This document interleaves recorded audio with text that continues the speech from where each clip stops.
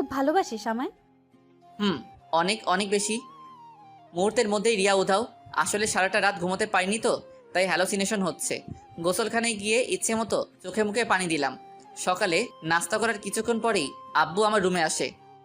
আরে আব্বু, তুমি কখন আসলা? এই তো কিছুক্ষণ আগে। ও। আব্বু আমার কাছে এসে আমার মাথায় হাত বুলিয়ে দিয়ে বলল, আমার একটা কথা রাখবি? এইভাবে বলছো কেন? তুমি আমার বাবা, তোমার কথা কি আমি ফেলতে পারবো?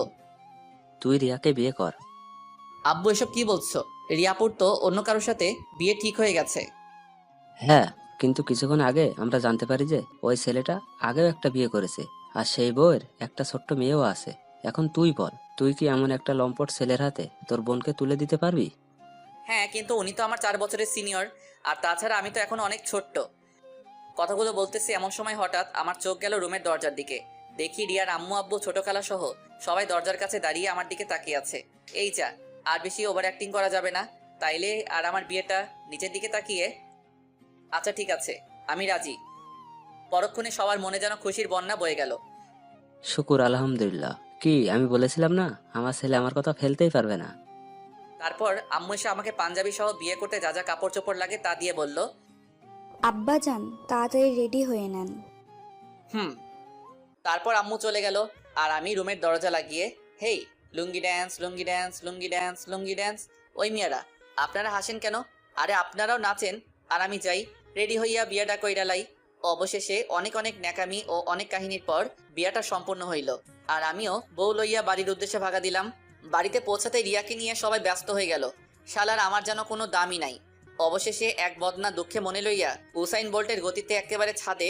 কিছুক্ষণ পরে ছাদে কয়েকটা পোলাপাইন আসার আভাস পাইলাম। এই রে আমি শেষ। এই হারামিগুলো কেমনে খবর পাইলো? কি রে নিমুখারাম, বিয়ে করে ফেললি? একবার জানানোর প্রয়োজনটা মনে করলি না? তো তোদের কে খবর দিছে? আন্টি, আরে বেটা, খবর দিবে কেন? ও তো এখন বউ পেয়ে গেছে, এখন কি আর আমাদের প্রয়োজন আছে? আব্বে হালা থামবি তোরা? আমি দুঃখের ঠেলায় বাসি না, আর তোরা মজা লস। ওই মজা লই মানে? হারামি কোথাকার, একা একা বিয়ে করে ফেলেছিস? আমি কি করব? আম্মু আব্বু জোর করে করাই দিছে। আচ্ছা, ওসব বাদ, আমাদের ট্রিটটা দিয়ে দে। আমরা তোকে নিজ দায়িত্বে বাসর ঘরে ঢুকিয়ে দিচ্ছি। ট্রিট মানে কিসের ট্রিট? ওমা কি বলে? আমরা এত কষ্ট করে ওর বাসর ঘর সাজালাম, আর এখন বলে কিসের ট্রিট? এই যা, তোরা ছাড়া আমার কে আছে বল? আমার কোনো প্রয়োজনে তো তোরাই এগিয়ে আসবি, তাই না? দেখ, এখন আরো এসব পামটাম মেরে কাজ হবে না, তাড়াতাড়ি ওইটা বের কর। উফ, অবশেষে অনেক পামটাম মাইরাও কোনো লাভ হলো না। পকেট আমার ফাঁকা করে তবেই ছাড়লো। প্রায় 12টার দিকে হারামিগুলো আমাকে এক প্রকার জোর করেই বাসর ঘরের সামনে নিয়ে গেল। এই যে মিস্টার, যেভাবেই হোক বিড়ালটা কিন্তু মাইরেন। তারপর হারামিগুলো আমাকে ধাক্কা দিয়ে বাসর ঘরে ঢুকিয়ে দিয়ে বাইরে থেকে দরজা লক করে দিল। উফ, কি মুসিবতে পড়লাম রে বাবা। 10 মিনিট ধরে দাঁড়িয়ে আছি, উনার কোনো রেসপন্সই নাই। শালার আমারে সালামটা পর্যন্ত করলো না। মনে হয় টের পাই নাই।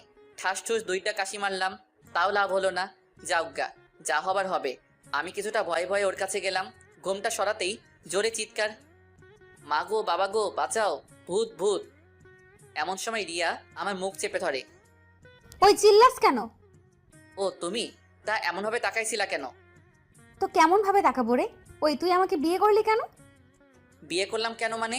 এই তোমার বিয়ে ভেঙে গেছিল, আর আমি তোমাকে করে তোমার এবং তোমার পরিবারের সম্মান রক্ষা করছি। আইসে, এই তুই জানিস আমি কত কষ্ট করে এই বিয়েটা ভাঙছি, আর তুই আমার সব কষ্টগুলা মাটি করে দিলি। কি? তুমি বিয়ে ভাঙছো? কিন্তু কেন? সেটা তোকে বলবো কেন? আচ্ছা, যা হবার তা তো হয়ে গেছে, প্লিজ ওসব ভুলে যাও। কি হয়ে গেছে? এখনো কিচ্ছু হয় নাই, আর ভুলে যাব মানে?